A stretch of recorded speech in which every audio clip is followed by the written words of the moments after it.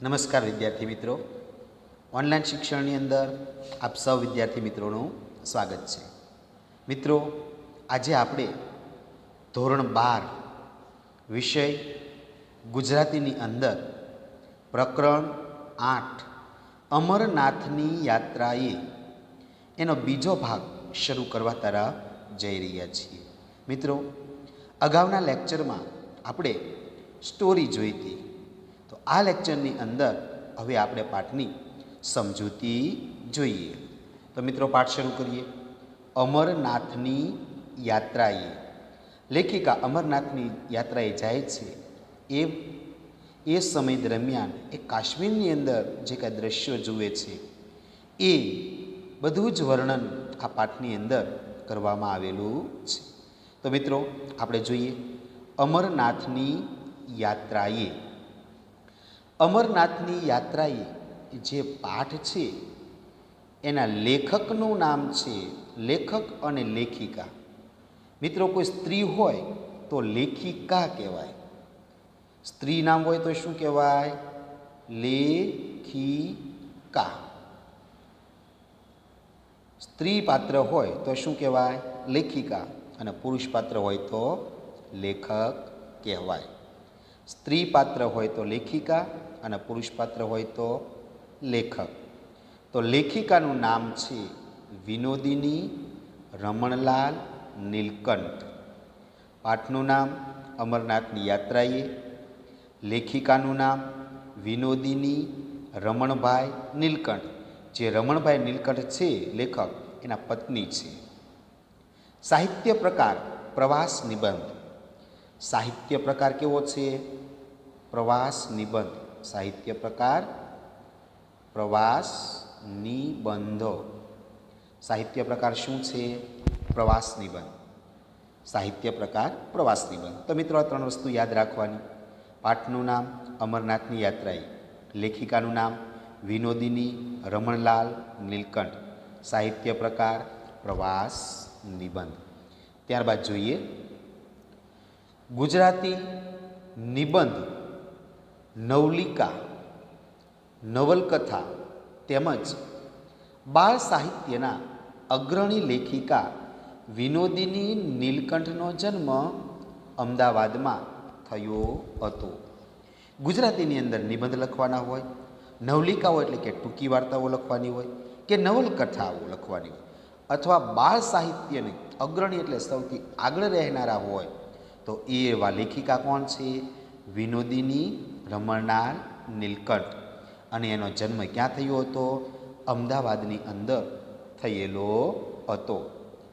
પ્રાથમિક, માધ્યમિક તેમજ ઉચ્ચ કેળવણી તેમણે અમદાવાદમાં પ્રાપ્ત કરી હતી.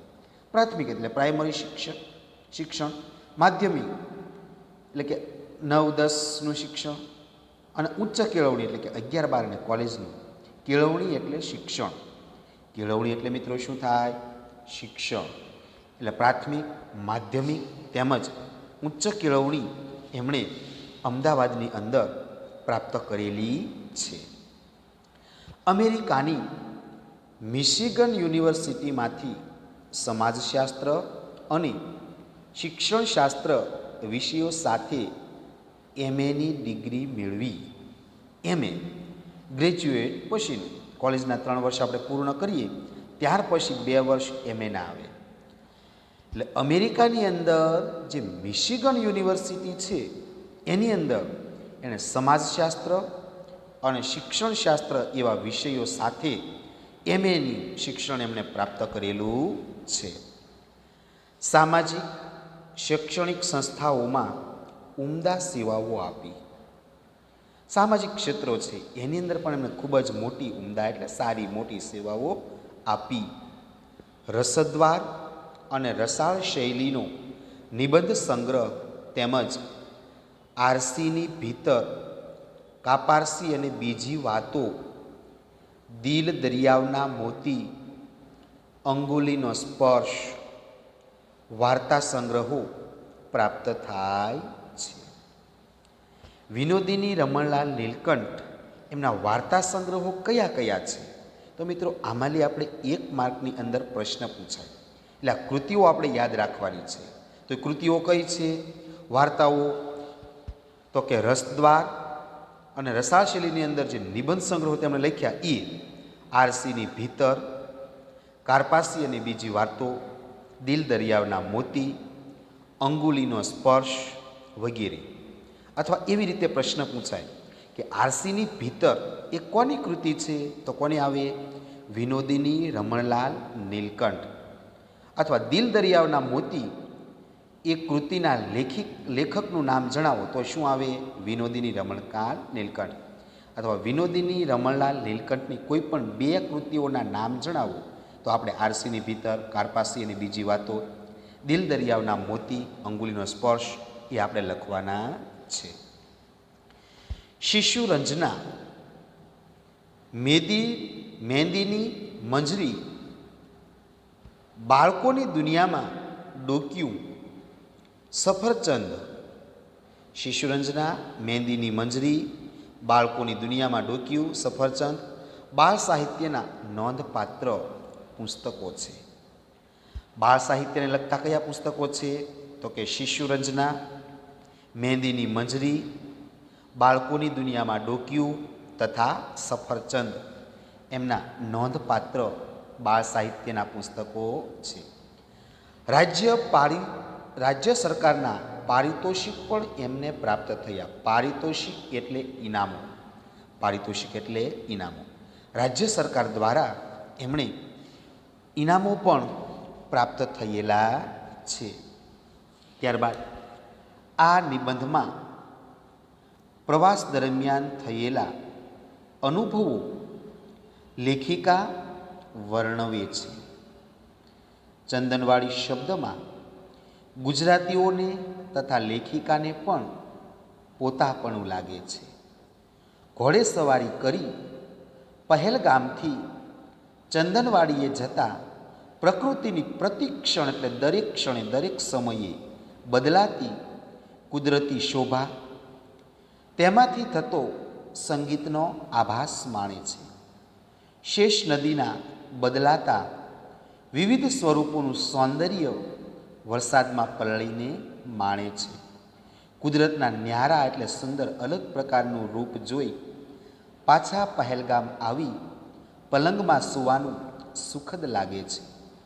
એ વાતને અંતે જીવનના ચિંતન સાથે સાંકળી આપે છે. તો મિત્રો આ જે નિબંધ છે એ નિબંધની અંદર વિનોદિની રમણભાઈ નીલકંઠ એ અમરનાથની યાત્રા એટલે કે હિમાલયનો પ્રવાસ કરે છે. તો એ પ્રવાસ દરમિયાન લેખિકાને જે અનુભવો થયા એ અનુભવો એ આ પાઠની અંદર વર્ણવે છે. ચંદનવાડી એ નામનું સ્થળ છે. એ ચંદનવાડીની એ શબ્દ કહેતા જ એ જે ગુજરાતી લોકો છે, ગુજરાતીઓ તથા લેખિકાને પણ પોતાનું હોય એવું સ્થળ લાગે છે. ઘોડે સવારી કરી અને પહેલગામમાંથી ચંદનવાડી જતા જે પ્રકૃતિના કુદરતના જે દ્રશ્યો છે એ ક્ષણે ક્ષણે જે બદલાય છે એ બદલાતા કુદરતની શોભા એ ન્યારી અલગ જ પ્રકારની છે.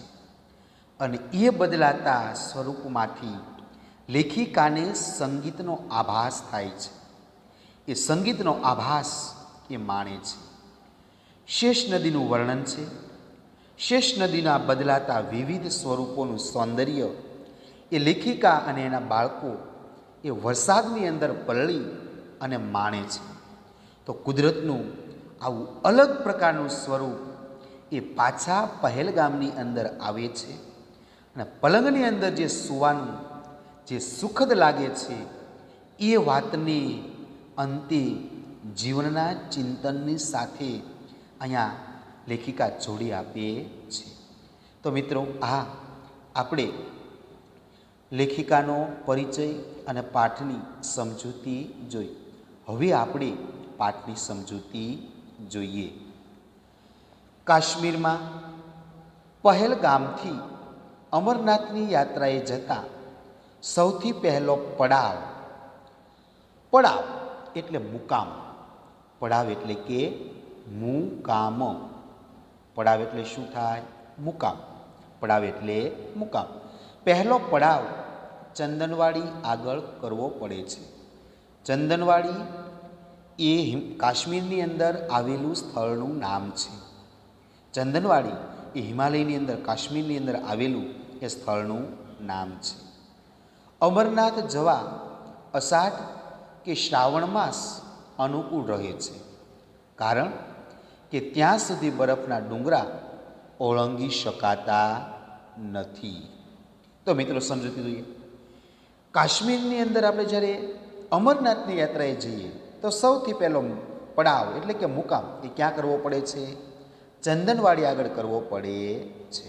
કારણ અને અમરનાથની યાત્રાએ જવા માટે અષાઢ કે શ્રાવણ માસ, અષાઢ અને શ્રાવણ એ આપણા હિન્દુ ધર્મના મહિનાઓના નામ છે. એ અષાઢ અથવા શ્રાવણ માસ અનુકૂળ રહે, કારણ કે ત્યાં સુધી વાતાવરણ એ સારું નથી હોતું, કારણ કે રસ્તા પર બરફના ડુંગરા એ ઓળંગી શકાતા નથી. હિમાલયની અંદર બરફ છે, શિયાળો હોય એટલે બરફ જામી જાય, અને ઉનાળો આવે તો ઉનાળાની અંદર ગરમીને કારણે બરફ પીગળે, એટલે ત્યાં આપણે જઈ શકાતું નથી. એટલે રસ્તાની અંદર મુશ્કેલીઓ આવી પડે. એટલે મુશ્કેલીઓ ન આવે એટલા માટે લેખિકા કહે છે કે અમરનાથ જવા માટે અષાઢ અથવા તો શ્રાવણ માસ એ વધારે અનુકૂળ રહે, માફક આવે છે. કારણ કે ત્યાં સુધી રસ્તા સારા હોતા નથી, અથવા રસ્તા પર બરફના ડુંગરા એ આપણે ઓળંગી શકતા નથી, પસાર કરી શકતા નથી. ત્યારબાદ આગળ જોઈએ. અમે તો વૈશાખ મહિનામાં પહેલગામમાં હતા. અષાઢ કે શ્રાવણ તો શું, પણ અમે તો ઉતરતા જેઠ મહિના સુધી પણ ત્યાં રોકાઈ શકીએ એમ નહોતું. તેથી ચંદનવાડી સુધી જઈ સંતોષ માન્યા વગર છૂટકો જ નહોતો. નહીં મામા કરતા કાણો મામો શું ખોટા, એ ન્યાયને અમે અનુસર્યા. મિત્રો, લેખિકા કહે છે કે જ્યારે એ અમરનાથની યાત્રાએ ગયા તો એ સમયે કયો મહિનો ચાલતો હતો? વૈશાખ મહિનો. અને વૈશાખ મહિનાની અંદર ઉનાળો હોય એટલે બરફ પીગળે. એટલે લેખિકા કહે છે કે અમે તો વૈશાખ મહિનાની અંદર પહેલગામમાં હતા. આ પહેલગામ એ સ્થળનું નામ છે. પહેલગામ એ શું? કાશ્મીરની અંદર આવેલું સ્થળનું નામ. ત્યાં હોટલો, એટલે આરામ કરવા માટે એ હોટલોની વ્યવસ્થા છે. એટલે લેખિકા કહે છે કે અમે પહેલગામની અંદર વૈશાખ મહિનાની અંદર ગયા. હવે અષાઢ કે શ્રાવણ તો શું, એ જેઠ મહિનો ઉતરે કે ત્યાં સુધી પણ એ ત્યાં રોકાઈ શકે એવો એની પાસે સમય નહોતો. એટલે કોઈ પણ રીતે એને ચંદનવાડી સુધી જવું પડે એમ હતું. કારણ કે અમરનાથની યાત્રા એ જઈ શકાય એમ નહોતું, કારણ કે રસ્તા બધા બંધ હોય.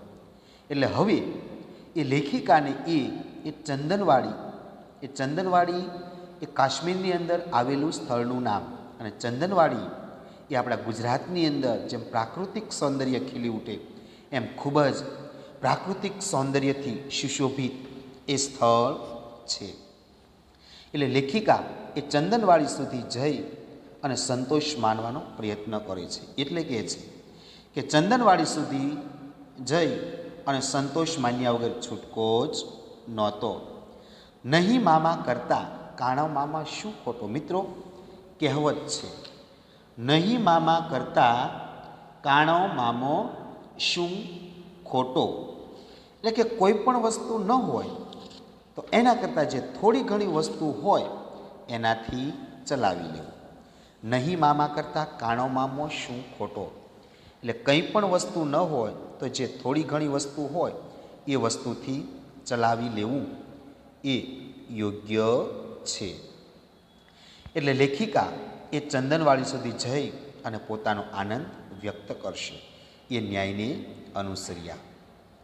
ત્યારબાદ કાશ્મીર ગયેલા ગુજરાતી લોકો સોનમર્ગ, ટુલિયન તળાવ વગેરે જેવા અત્યંત મનોહર સ્થળો જોવાનું આળસ કરે છે, પણ દરેક ગુજરાતી ચંદનવાડી તો અચૂક, અચૂક એટલે ચોક્કસ, અચૂક એટલે ચોક્કસ, અચૂક જાય જ છે. તેનું કારણ શું હોઈ શકે? તેના વિચાર કરતાં મને લાગે છે કે સ્થળનું નામ ગુજરાતીઓને કરવટ ભર્યું એટલે કે ઘરનું જેવું વાતાવરણ હોય તેવું, ઘરને લગતું વાતાવરણ કરવટભર્યું લાગતું હશે. ગુલમર્ગ કે ખિલમર્ગ, ચશ્મેશાહી કે તખ્તે સુલતાન, અગર અચબલ કે ગધીરબલ વગેરે જેવા પારકા પરાયા પણ ગુજરાતી લોકો બાળક, વૃદ્ધ, જુવાન, સ્ત્રી અને પુરુષોના ટોળે ટોળા ચંદનવાડી જવા માટે પહેલગામથી ઘોડા પર ફલાંગ એટલે કે છલાંગ, ફલાંગ મારવી એટલે કે કૂદકો મારવો, છલાંગ મારવી, ફલાંગ મારી એટલે કૂદકો મારવો, ફલાંગ મારવી એટલે શું? કૂદકો મારવો અથવા છલાંગ મારી અને સવાર બને છે. એ વાત તો સાચી જ છે. લેખિકા કહે છે કે કાશ્મીરની અંદર જે લોકો એ જાય છે એ વેરીનાગ, સોનમર્ગ, ટુલિયન તળાવ આ બધા મિત્રો જોવાલાયક મનોહર સ્થળોના નામ છે. વેરીનાગ, સોનમર્ગ, ટુલિયન તળાવ એ કેવા અત્યંત મનોહર એટલે કે મનને હરી લે તેવા ખૂબ જ સુંદર. એટલે વેરીનાગ કાશ્મીરની અંદર કયા કયા સ્થળો છે? તો કે વેરીનાગ, સોનમર્ગ, ટુલિયન તળાવ વગેરે જેવા અત્યંત મનોહર ખૂબ જ સુંદર સ્થળો છે.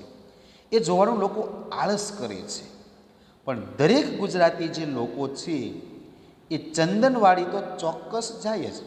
ચંદનવાડી એ કાશ્મીરની અંદર આવેલા એ સ્થળનું નામ છે.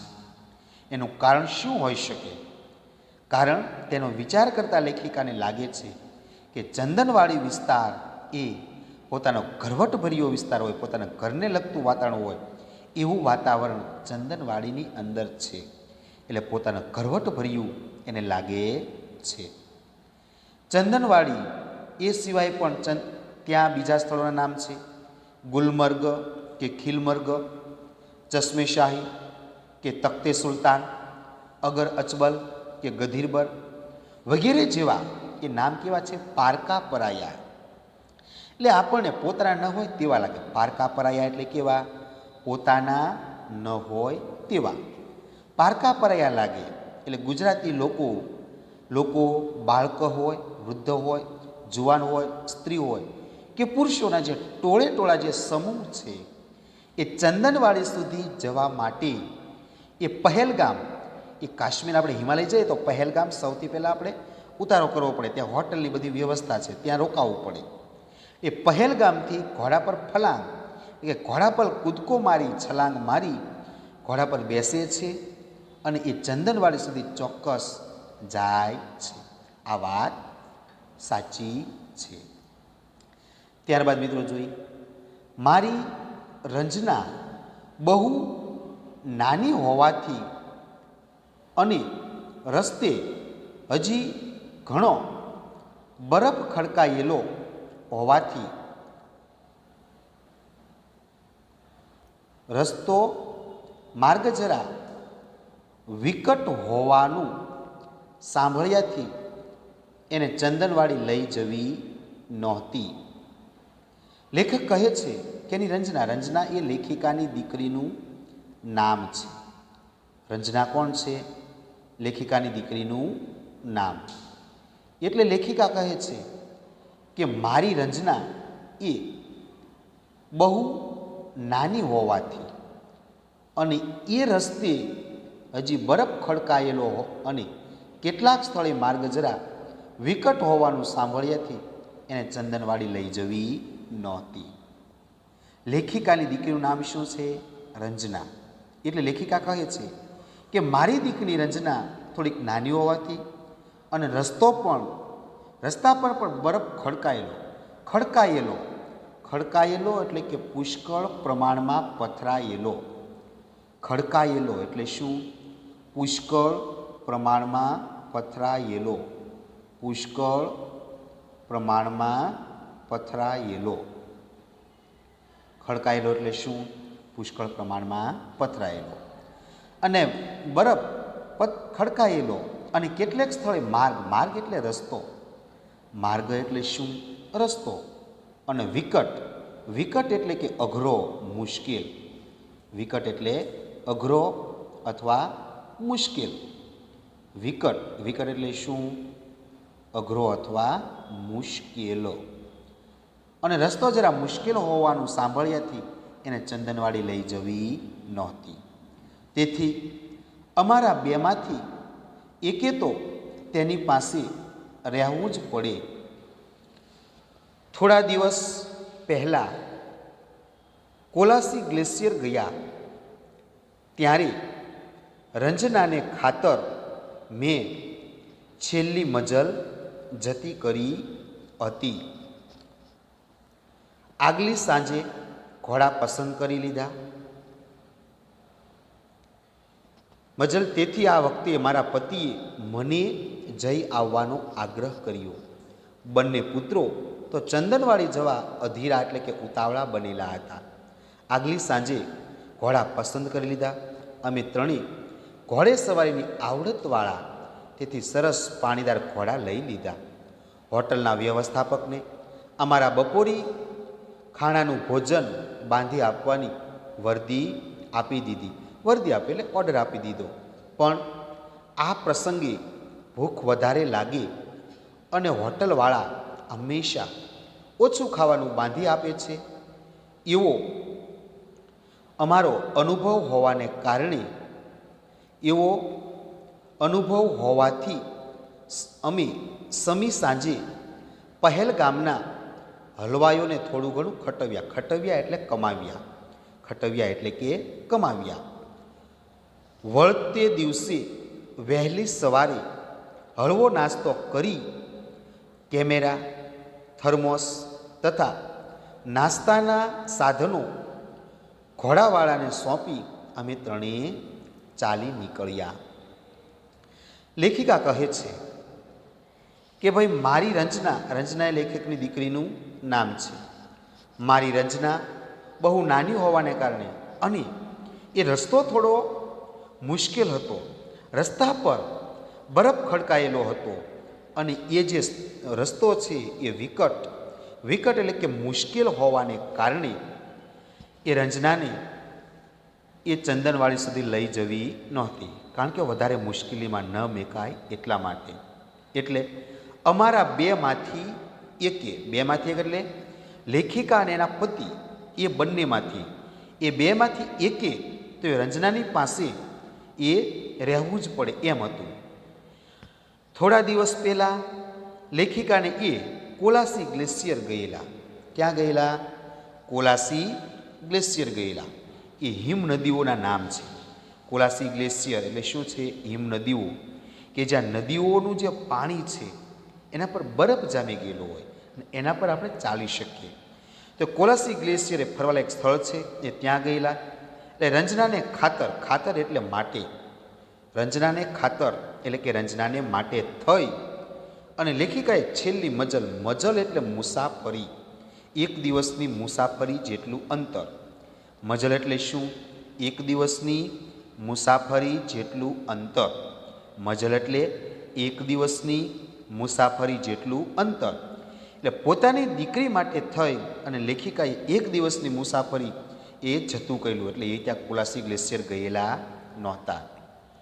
તેથી આ વખતે મારા પતિએ મને જઈ આવવાનો આગ્રહ કર્યો. એટલે લેખિકાના જે પતિ છે એણે આ વખતે એ વિનોદિની નીલકંઠને કીધું કે ભાઈ ગયા વખતે હું ગયો હતો કોલાસી ગ્લેશિયર, તો આ વખતે તમે જઈ આવો. એટલે આગ્રહ કર્યો. હવે લેખિકાના જે બંને પુત્રો છે એ તો ચંદનવાડી જવા માટે અધીરા એટલે કે ઉતાવળા. અધીરા એટલે કે ઉતાવળા. અધીરા એટલે કે ઉતાવળા બની રહેલા હતા. એટલે આગલી સાંજે એટલે કે જે જવાનું હતું એ સાંજે, એ આગલી સાંજે એ ઘોડા પસંદ કરી લીધા. કારણ કે ત્યાં ચંદનવાડી હિમાલયનો આપણે જ્યારે અમરનાથનો પ્રવાસ કરતા હોઈએ તો એ સમયે ત્યાં આપણે બરફ પર ચાલી શકતા નથી. આપણે ઘોડા પર બેસી અને ચાલીને જવું પડે છે. એટલે ઘોડાને પસંદ કરી લીધા. આગલે સાંજે જ એ ત્યાં જવા માટે એ ઘોડા પસંદ કરી લીધા. હવે ત્રણેય હતા એ ઘોડે સવારીની આવડતવાળા હતા. આવડતવાળા, આવડત એટલે કે કુશળ જાણકાર. આવડતવાળા એટલે કેવા? કુશળ અથવા જાણકાર. આવડતવાળા એટલે કેવા? કુશળ અથવા જાણકાર હતા. તેથી સરસ પાણીદાર, પાણીદાર, પાણીદાર એટલે કે તેજસ્વી. આવડતવાળા એટલે કે કુશળ અને જાણકાર, અને પાણીદાર, પાણીદાર એટલે કે તેજદાર, તેજસ્વી. પાણીદાર એટલે કેવા? તેજદાર અથવા તેજસ્વી. પાણીદાર એટલે કે તેજદાર અથવા તેજસ્વી ઘોડા લઈ લીધા. હોટલના વ્યવસ્થાપકને અમારા બપોરી ખાણું એટલે કે બપોરનું ભોજન, બપોરી ખાણું એટલે કે બપોરના સમયનું ભોજન, બપોરી ખાણું એટલે બપોરના સમયનું, ભાણું એટલે ભોજન, ભાથું એટલે બપોરના સમયનું ભોજન બાંધી આપવાની વર્દી આપી દીધી. વર્દી આપવી એટલે કે ઓર્ડર આપવો, એ વસ્તુ બનાવવા માટે કહી દેવું. વર્દી આપી દીધી. આવા પ્રસંગે ભૂખ વધારે લાગે અને હોટલવાળા હંમેશા ઓછું ખાવાનું બાંધી આપે એવો લેખિકાને એને અનુભવ હતો. એટલે એ સમી સાંજે પહેલગામના જે હલવાઈઓ હતા, હલવાઈઓ, હલવાઈ એટલે સુખડીઓ, કંદોઈ. હલવાઈ એટલે શું? સુખડીઓ અથવા કંદોઈ, હલવાઈ. અને ખટવ્યા, ખટવ્યા એટલે કે વધારે કમાણી કરાવવી. ખટવવું, ખટવ્યા એટલે કે વધારે કમાણી કરાવવી. ખટવ્યા એટલે કે વધારે કમાણી કરાવવી. વસ્તુ લે એટલે પૈસા આપે એટલે કમાણી થઈ, એટલે ખટવ્યું એટલે શું? કમાવ્યા. વધારે કમાણી કરાવી, કમાણી કરાવવી. અને વળતે દિવસે વહેલી સવારે હળવો નાસ્તો કરી કેમેરા, ફોટો પાડવાનું સાધન, થર્મોસ, થર્મોસ એટલે કે ચા કોફી એ ગરમ રહે એ માટેનું સાધન, તથા નાસ્તાના સાધનો એ ઘોડાવાળાને સોંપી અને અમે ત્રણેય જણા એ અમરનાથની એ ચંદનવાડી જવા માટે નીકળી પડે છે. પહેલગામથી શરૂઆતમાં જ શેષ નદીને કાંઠે કાંઠે થઈને રસ્તો ચાલ્યો જાય છે.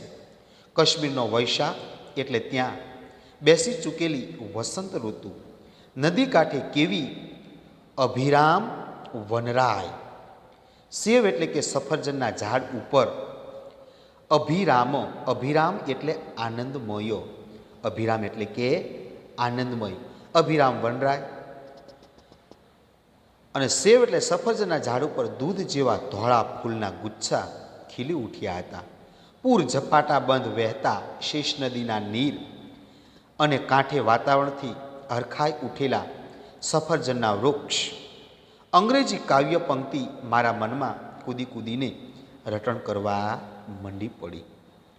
લેખિકા કહે છે કે પહેલગામથી શરૂઆતથી જ એ શેષ નદીના કાંઠે કાંઠે થઈને રસ્તો ચાલે. ચંદનવાડી આપણે જઈએ તો એ રસ્તાની કાંઠે અથવા જે શેષ નામની જે નદી છે એ નદીના કિનારે એ ચંદનવાડી જવા માટેનો રસ્તો છે. એટલે શેષ નદીના કાંઠે કાંઠે થઈને એ રસ્તો એ ચાલે છે. કાશ્મીરનો વૈશાખ એટલે ત્યાં બેસી ચૂકેલી વસંત ઋતુ. હવે કાશ્મીરની અંદર ત્યાં વૈશાખ મહિનો એટલે ઉનાળો એટલે શું? કે આપણે અહીંયા વસંત ઋતુ બેસે એવું વાતાવરણ.